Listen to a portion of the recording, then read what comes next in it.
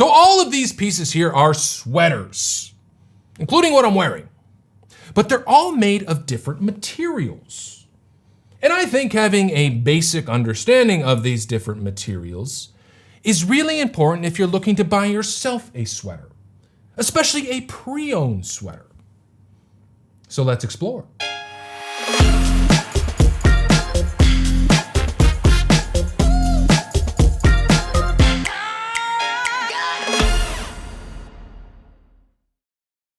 So, why is it important to know about these materials? First, what a sweater is made of greatly affects how it feels, performs, and just the overall wearing experience.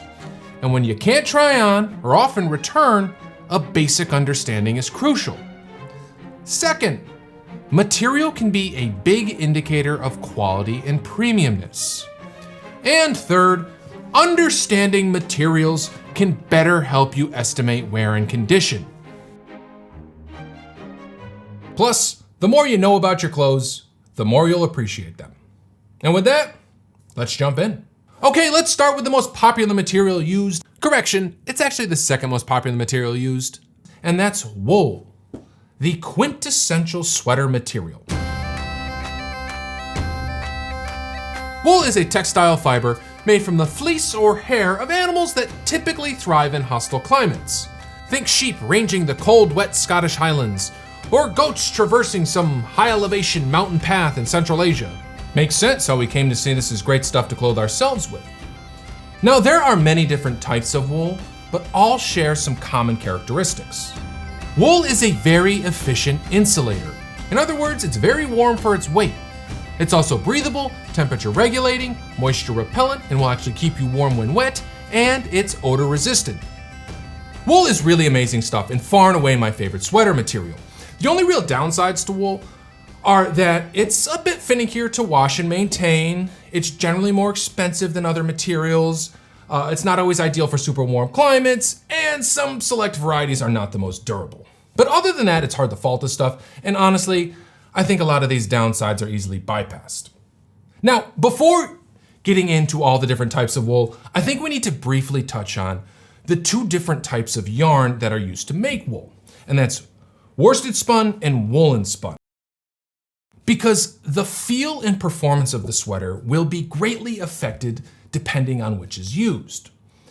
Now, I was hesitant to get into this because, for one, I have just a rudimentary understanding, and also, there's just already a lot of information in this video and I didn't want to overwhelm people, but I really do think it is important in just helping you visualize what a sweater is going to feel like, as well as other things. So I'm going to keep this as tight and simple as possible, and to all the knitters out there, if I'm wrong or way oversimplifying, please let me know. So sweaters can be made with two main types of yarn, worsted spun and woolen spun. Worsted spun yarn is relatively smooth, dense, tightly woven, and is often found in more refined sweaters or those with intricate knit patterns. Woolen spun yarn is softer, loftier, fuzzier, and commonly used in more casual sweaters. So sweaters made with worsted spun yarn typically feel denser, look smoother, are less prone to stretching and pilling, but aren't as warm since there's less room in the fabric to trap air. While sweaters made with woolen spun yarn will have a more casual fuzzy look, be warmer, more room for trapped air, feel lighter, and move more easily with your body, but are more prone to pilling and stretching.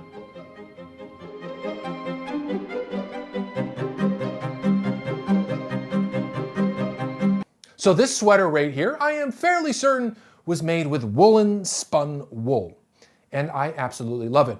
It is probably my favorite sweater of all time. It is so comfortable. It is light and warm and lofty and cozy, and it's amazing. You just don't really feel like you're wearing anything. You have such great freedom of movement. It does pill quite a bit, but other than that, it's hard to fault a thing. Now this sweater right here, I believe is made with worsted spun wool. And it has a kind of denser feel to it. It's a little bit more drapey and flowy. It's much more thin. It's not nearly as warm as this sweater, and I bet you it weighs as much, if not more. In the 5+ years of hard wearing this thing, it hardly pilled at all. So that is one thing to really note about worsted wool. It does not pill like woolen spun wool does. But overall, the wearing experience of this woolen wool sweater is pretty different than this worsted spun wool sweater. Now, I won't get hung up on always trying to accurately identify what type of yarn was used to make whatever sweater you're taking a look at, but instead just consider it because it was a deliberate choice by the brand, and it will just help you get an overall idea of what that brand had in mind when designing that particular sweater. Okay, now let's talk about the major different types of wool and each of their own unique characteristics. First up, lambswool or virgin wool. Coming from the first shearing of a young sheep or lamb, lambswool has shorter, finer fibers, resulting in a very soft, warm, and elastic material. However, it is not as durable as wool from older sheep and tends to pill more, so it's generally used in more refined pieces. And though generally more expensive than wool from older sheep, not all lambswool is created equal, and there are plenty of low-cost brands that use lambswool, so it's not necessarily a marker of quality or premiumness, but I do think it at least partially signals that the brand prioritized comfort over durability and design. So this sweater right here is made of 100% lambswool. I like this sweater a lot. I wear it a lot. I'm kind of wearing it out. The cuffs are getting a little flared out on it. It's from Polo Ralph Lauren. And yeah, it's great. It's comfortable, soft, no problems at all. But I'd be lying to say there's something really specific about it that screams lambswool. Like if someone handed this to me, I wouldn't be like, yup, that's 100% lambswool. I'd be like, yeah, it's nice.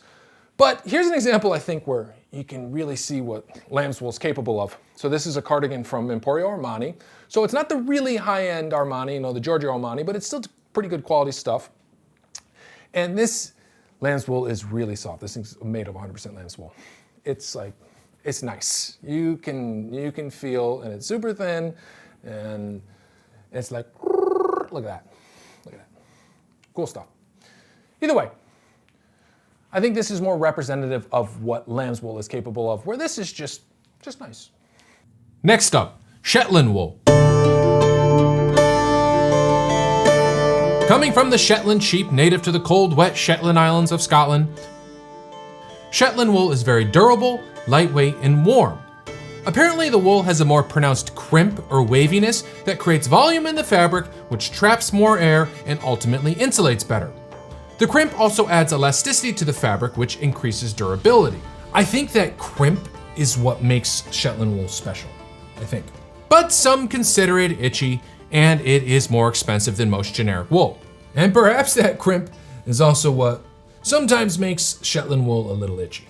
The wool is often brushed, resulting in a comfy, slightly fuzzy or hairy look, and a lot of brands seem to use this simple, practical, and timeless, in my opinion, design, but it's also used in other ways. Now, again, Shetland wool is expensive, so if you see a relatively new piece made with 100% Shetland wool, it's likely quality. Most of today's 100% Shetland wool sweaters sell for over $200, and it doesn't seem like the lower cost brands even use Shetland wool. Like I didn't see any Shetland wool sweaters from Banana Republic or Uniqlo. I don't think J. Crew has one. Well, maybe their Wallace and Barnes sub-brand has a Shetland wool sweater. I'm not quite sure. But these lower cost brands did use Shetland wool in the past, so that's possibly a high value area to key in on. And a couple markers of quality among Shetland sweaters are where the sweater was produced and the origin of the wool. All of the $200+ Shetland sweaters I reviewed are made in Scotland, and many note that they use locally sourced wool. Whereas a couple of the popular budget-friendly options I reviewed use wool sourced from New Zealand and are made in China. So this is my 100% Shetland wool sweater, vintage Brooks Brothers, made in Scotland. I think it is fairly representative of what a Shetland sweater is supposed to be. It is very warm. It is pretty light. It feels very durable, but the material is a bit coarse. I don't have super sensitive skin, so it doesn't bother me, but I could see how some would find this a bit itchy. But overall, I really like this sweater. Wish the arms were a little longer, but that's okay. You can tell that this is a hard-wearing piece. If I could only take one sweater out into the wilderness, it might be this sweater. It's up there. Between how light it is, how warm it is, and how durable it feels, I'm about it. And this thing's like 40 years old, and it has at least another 20 years in it, so. That's Shetland wool. Next up, Merino Wool. Coming from merino sheep native to Spain, Merino wool is prized for its thin, soft fibers and performance qualities. It's extra breathable, moisture wicking, soft enough to be worn against the skin, and elastic, making it ideal for both base layers and refined thin dress sweaters. But merino wool is generally not known for its durability. Now, though merino wool is generally more expensive than other just generic types of wool, there are low-cost brands selling 100% merino wool sweaters for like 40 bucks. So it's not necessarily a marker of quality or premiumness. That's going to be more brand dependent. Similar story to Lambswool. So here's a merino wool sweater from Brooks Brothers. It's actually only 88% merino wool. The rest is nylon and spandex, but I think it is representative of the classic merino wool dress sweater. Cool, nice. But again, it's not the most durable. It's pretty thin, so whatever you're wearing underneath it is going to show through. Also, these sweaters develop holes. Here is an example of such a hole. And when you're wearing this, you're gonna see it and it's gonna stretch out. But in a listing, and it's just kind of laying down and the material isn't tight, you might not see it. So you have to be very careful with these merino wool sweaters. They're one of my least favorite things to buy pre-owned is a thin merino wool dress sweater because of, again, these holes, and they're not easy to repair because there's not a lot of material to work with, and you're gonna be left with a little knot on your shoulder. Not ideal. Here's another merino wool sweater. You already saw this one from when I was talking about worsted spun and woolen spun wool. This sweater is from J. Crew, and I wore it pretty hard for about 5 years, and it fell apart. There's a hole here. There's a hole here. And I think that has more to do with the fact that it's merino wool and less to do with the fact that it's J. Crew. I know J. Crew's not the best stuff, but I think if you bought a just regular wool sweater from J. Crew, it wouldn't wear out like this. This thing, it kind of fell apart. Like I wore it, don't get me wrong, but this thing just it disintegrated almost. So an example of some of the drawbacks of merino wool. But merino wool I don't want to talk all bad about merino wool. It's really amazing stuff and used in many really, really expensive sweaters. And this is where merino wool, in my opinion, for me, really shines, and that's in base layers. I know this isn't a sweater, but it is an example of merino wool. I use merino wool base layers all the time when I'm doing cold weather stuff. Stuff works great. It's soft. It's elastic, though this does have a little bit of elastane in it. Still, this stuff, nice. Whoop, whoop. Cool. Merino wool. Next up, Cashmere wool. Made from the cashmere goat that thrives in the extremely harsh mountainous environments of Central Asia, cashmere is both extremely warm and extremely soft, making it a highly desirable product. So it's also very expensive, and it is not the most durable. Now, until recently, cashmere had really only been available to those of significant means. But nowadays, you can buy yourself a new cashmere sweater for under 100 bucks. But as you probably guessed, not all cashmere is created equal. As mentioned before, cashmere is not the most durable, and the cheaper stuff tends to pill and lose its shape especially quick. Some fashion gurus think spending anything less than $300 or $400 on a cashmere sweater, a new cashmere sweater that is, just isn't worth it. So just because something is made with 100% cashmere does not mean it's a quality or premium piece. That is going to be more brand dependent. But if you find A vintage cashmere sweater, chances are it's quality, because it was made before cashmere reached the masses.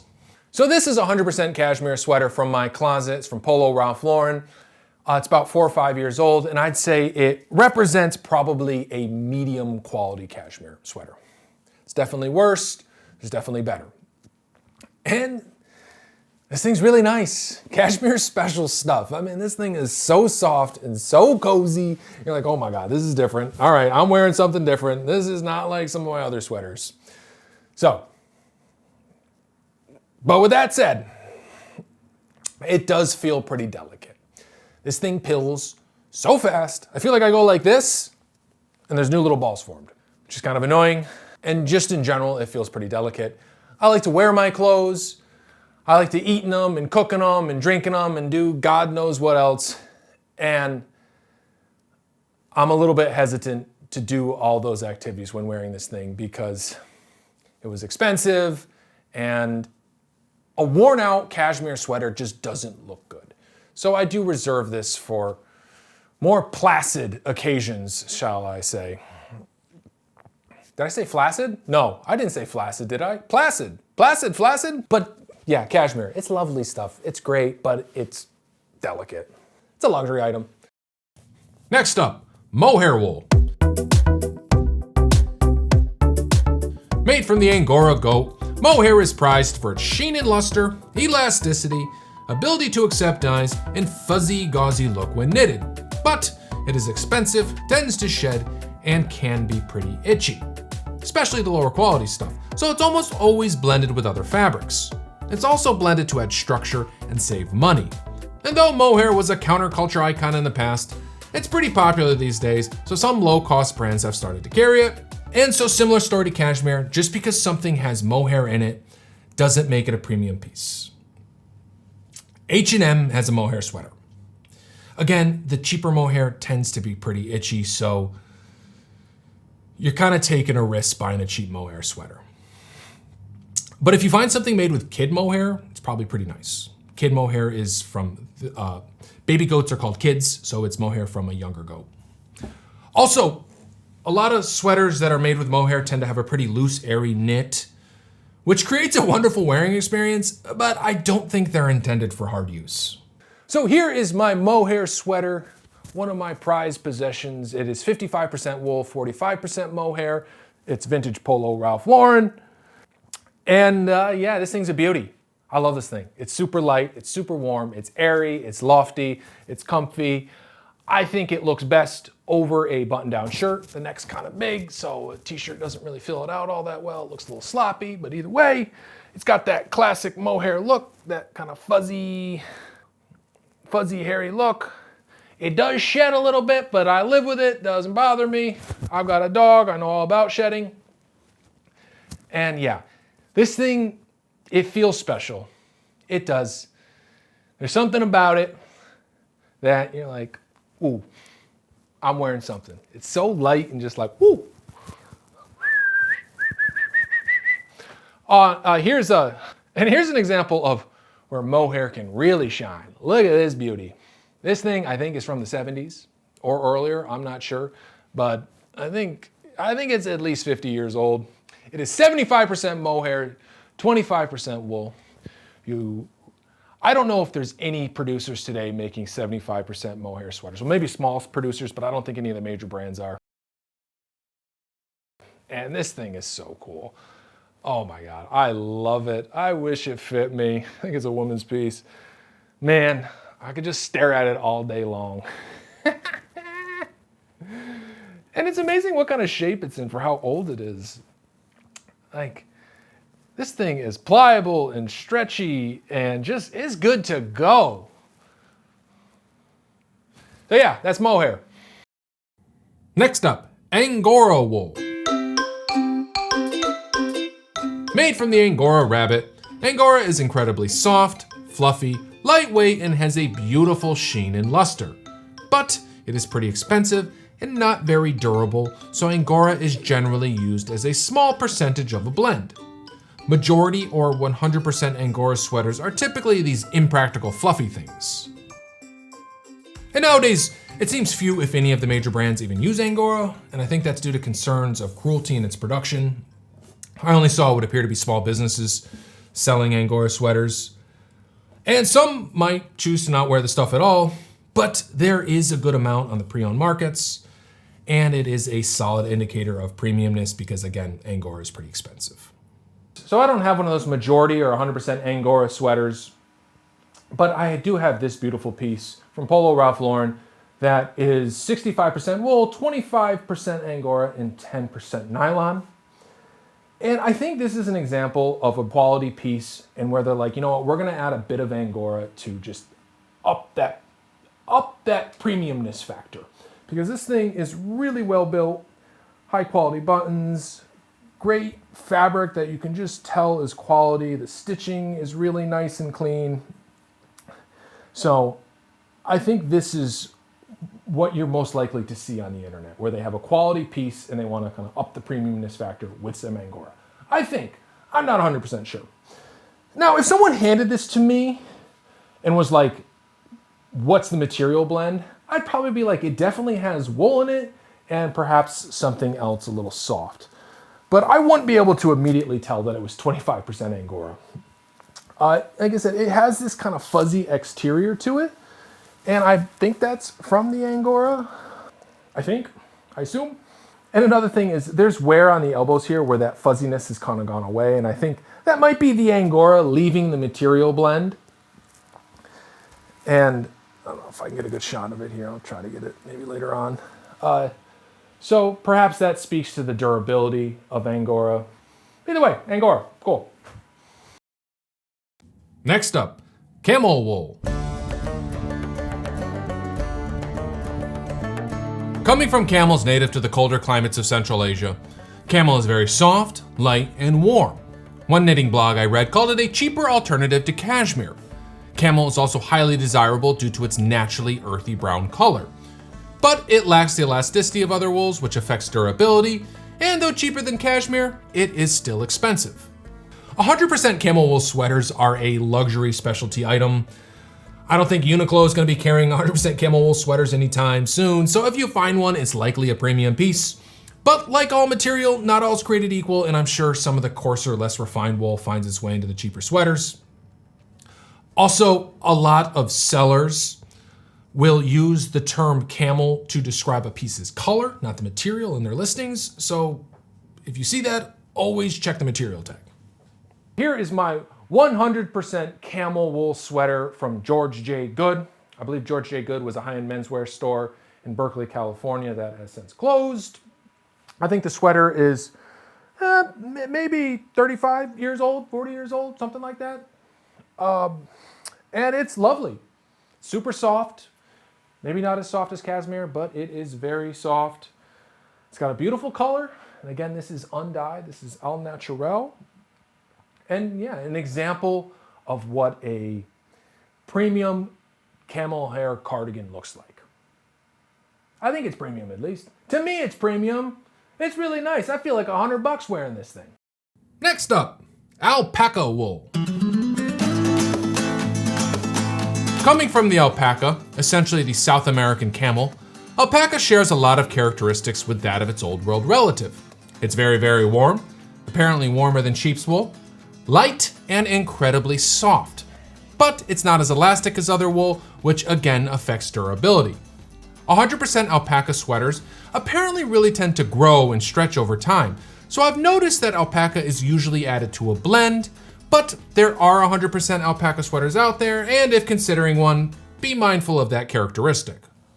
And as far as a quality or premiumness indicator, I don't think brands add alpaca as a cost-saving measure, so if you see it as part of a blend, or if you see a 100% alpaca sweater, it's likely a more thought-out high-end piece. So this is the only thing I have with alpaca in it at the moment. It is 72% alpaca, 28% merino wool, and it's really nice. It's very soft, it's very light, has a great lofty feel to it. I imagine it is very warm, though it does not feel like it is the most durable thing. It feels like if I just went and stretched this out a little bit, it'd probably stay that way. So, just one thing to note, The exterior reminds me of my Mohair sweater with that kind of fuzzy look. I'm not sure if that is unique to this piece or that is common with a lot of alpaca sweaters. But yeah, either way, alpaca. Okay, so we've covered all these different types of specialty wool, but you might be wondering what it means when on the material tag it just says 100% wool. Not cashmere, not alpaca, not lambswool, just 100% wool. Now, I'm not an expert on material labeling standards and I don't have insider information, but from what I understand, it just means that the sweater was made with generic sheep's wool. It didn't come from a specialty breed. Doesn't mean it's bad quality. Doesn't mean you're gonna get some itchy, scratchy substandard product. It might not be as fine because it's not made with lamb's wool, but it is absolutely, absolutely not a marker of bad quality. Absolutely not. There are sweaters that sell for $1,000 plus, and all it says on the material tag is 100% wool. And there are some out there that think wool branding is part or mostly marketing because there's so much variance in quality within all these different types of wool. So my advice, as kind of alluded to throughout most of this video, is to not lean on material as the sole indicator of value, but instead just use it as another factor to consider. Okay, now let's step out of the world of wool and into another organic material, but one that comes from the ground and not a sheep's back, and that's cotton. Overall, the most popular material used, cotton sweaters are less expensive, easier to wash and maintain, are perhaps better for warmer climates, and have a unique aesthetic appeal. Like check out this vintage 100% cotton sweater from Neiman Marcus. Pretty cool.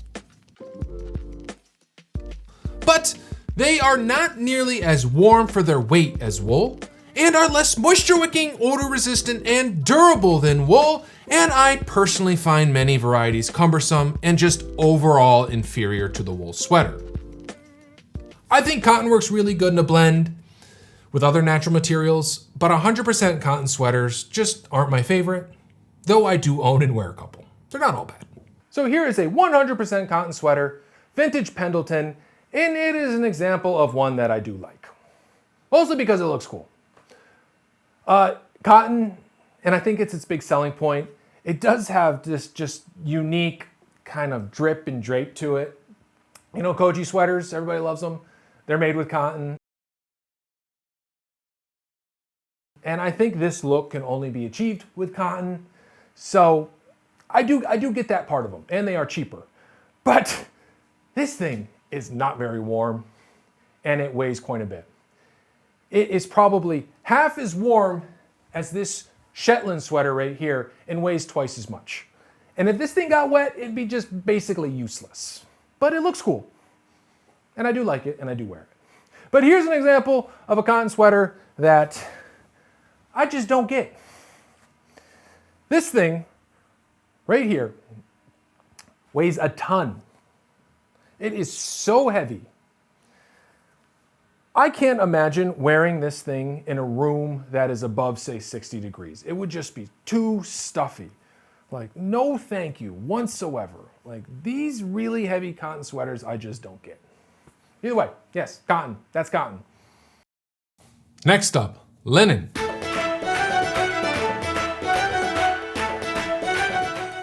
A less popular sweater material, but one that also starts from the earth, linen is breathable, moisture wicking, and quick drying, making it ideal sweater material for those in moderate wet climates. Think Ireland. But linen is not very elastic, so 100% linen sweaters tend to lose their shape over time, and as a result, linen is more commonly used in a blend. I've noticed RL uses it a lot in their heavy cardigans, perhaps to help broaden their appeal to warmer markets. So if you see a sweater that is made with 100% natural materials and it has some linen blended in, it's likely at least decent quality because the brand put some thought into how the material actually feels and performs. So this sweater that I've been wearing throughout the video is 100% linen. And it's really, really nice. I love this sweater. The more I wear it, the more I fall in love with it. But I think one of the reasons I really, really like it is because it's from a really, really good brand. Inishmaan. I hope I pronounced that right. It's an old Irish brand that's famous for their linen sweaters, but they cost. This thing probably goes for around $600 or $700 new. I didn't pay that. I bought it for $130 on eBay, and that's on the lower end of what these usually go for used. They usually go for $200 to $300. But I think if you're gonna buy a linen sweater, you gotta spend the money, because this 100% linen sweater from Polo Ralph Lauren, newer Polo Ralph Lauren, I just don't think it lives up. I'm not a fan. It's really heavy. It feels really delicate. Material kind of feels like a delicate chainmail, and you can kind of like see through it. Now, I imagine it does work for some people, but for me, I'm not sold on it. And one of the reasons I chose to wear this linen sweater today, not just to show it off, but partially to show it off, but also because it's the coolest sweater that I own. Because between the heat that I can't control, the windows that I can't open because it's too loud outside, and the lights, it's pushing 80 degrees in here. So I needed to find a sweater that I wouldn't overheat in, and this linen sweater has worked so far. So yes, linen. But again, if you're gonna buy a linen sweater, 100% linen sweater, I think you need to be prepared to spend money, but you can find it in blends at a much affordable price, more affordable price. This sweater right here. So I'm gonna jump in here really quick and use this sweater as an example instead, because I think it better highlights where linen works great in a blend, as well as where cotton works great in a blend. So I'm kind of killing two birds with one stone. So this sweater is 70% cotton, 30% linen, vintage Polo Ralph Lauren, and I like and appreciate it. And the reason I like and appreciate it is because it achieves that chunky, casual, drapey, heavy look and feel that I think people like about cotton sweaters without sacrificing so much breathability. Because this sweater that I'm wearing is much more comfortable to me than, say, this 100% cotton sweater that I tore apart in the previous section. And I think the reason they're able to achieve that balance is because of the addition of linen to the material blend. Because not only is linen more breathable than cotton, but linen is also more rigid and has a higher tensile strength than cotton. And by adding linen to the blend, it allows them to open up the knit. You can see here that this is much more open than, like this sweater right here. And I think, I'm not 100% sure, but I don't think you can achieve this open knit with 100% cotton without really sacrificing durability. Because this sweater feels reasonably durable. Yeah, I wouldn't take it out in the woods to go build a log cabin, but I feel like I can wear this thing and not have to worry about it falling apart. So yeah, that's linen and also cotton. Next up, silk.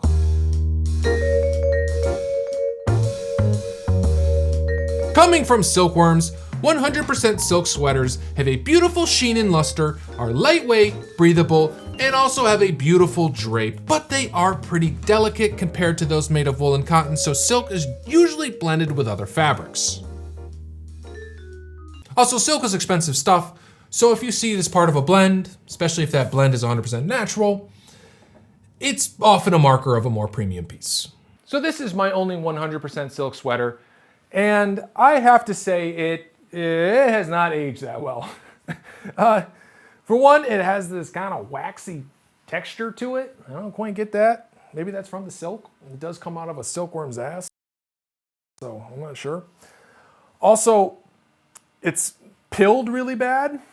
And the problem is the material has this, again, this waxiness to it, so my fabric shaver doesn't really like to cut through it all that well. So, yeah, no, I'm not saying this is representative of all silk or all 100% silk sweaters, but this one didn't age the best. But this guy right here, that is 85% silk, 15% cashmere, is really nice. This thing's very soft. It's got a great drape to it. It's not super heavy. Material looks super clean. Yeah, not the most durable, but again, I don't think this thing was intended for hard use. So yeah, that's silk. Last and kind of least, synthetics.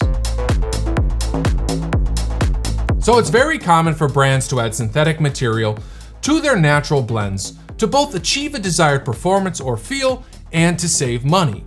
Now, some say this is only a cost-saving measure and that all desired performance or feel could be achieved with natural materials.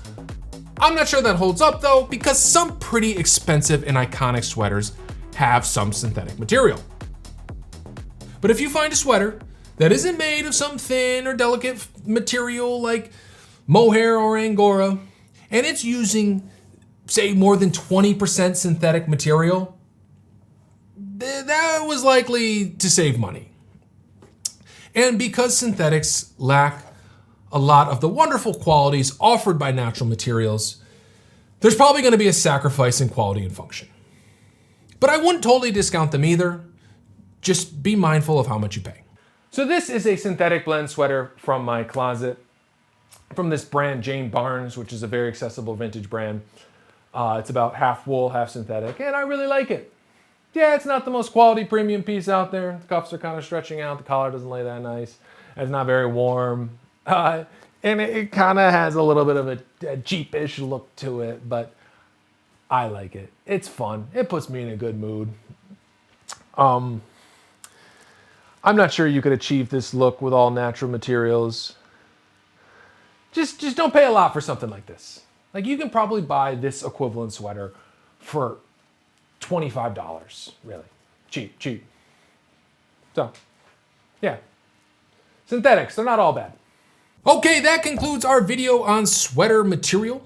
I hope you found it helpful. As always, if you think some of the information I put out was wrong or oversimplified or lacks context, please let us all know. For one, I am learning as I go. It's not like I've been manufacturing sweaters for the last 30 years and am a certified expert in this space. Also, when researching for this video, I noticed a lot of conflicting information. So I did my best to sort through it all, and hopefully I landed somewhat closer to the truth. And as always, thanks for tuning in to Coyote Shark.